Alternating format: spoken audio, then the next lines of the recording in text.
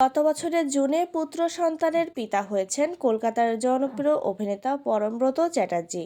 বলা যায় মহা সুখে সংসার করছেন স্ত্রী প্রিয়া চক্রবর্তীর সঙ্গে। ডিসেম্বরে সেরেছেন ছেলে নিষাদের মুখে ভাত।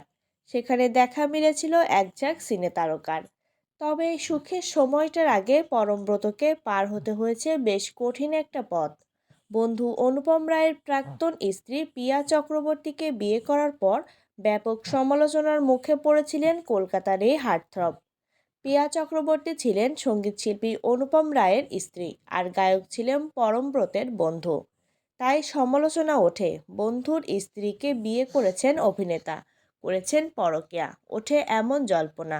আর সব মিলিয়ে সে সময় তুমুল বিতর্কে পড়েন পরমব্রত। করা হয় অভিনেতাকে নিয়ে কটাক্ষ, সমালোচনা।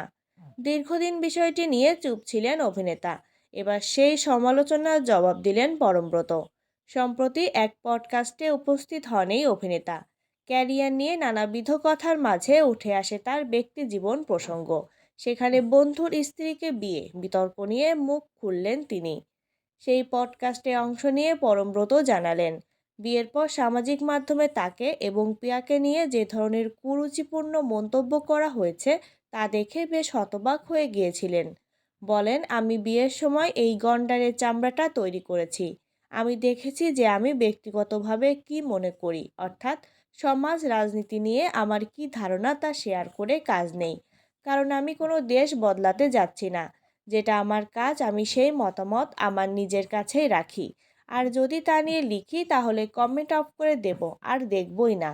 অভিনেতা আরও বলেন, বিয়ের পর যখন দেখলাম একটা বীভৎস কাণ্ড শুরু হলো, তখন কিছুদিনের জন্য ওইসব আমার উপর প্রভাব ফেলেছিল, মোটামুটি 4-5 দিনের জন্য। মানুষ যে ধরনের কথা লেখে বা লিখতে পারে একটি পাবলিক ফোরামে, সেই ন্যায়বোধ বা নীতিবোধের মধ্য দিয়ে বড় হয়নি।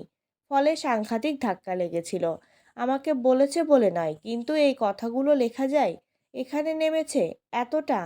কিন্তু নেমেছে, আমি কি করব, আমার কিছু করার নেই। তখন থেকে গন্ডারের চামড়া তৈরি করি। 2015 সালে গায়ক অনুপম রায়ের সঙ্গে প্রিয়া চক্রবর্তীর বিয়ে হয়েছিল।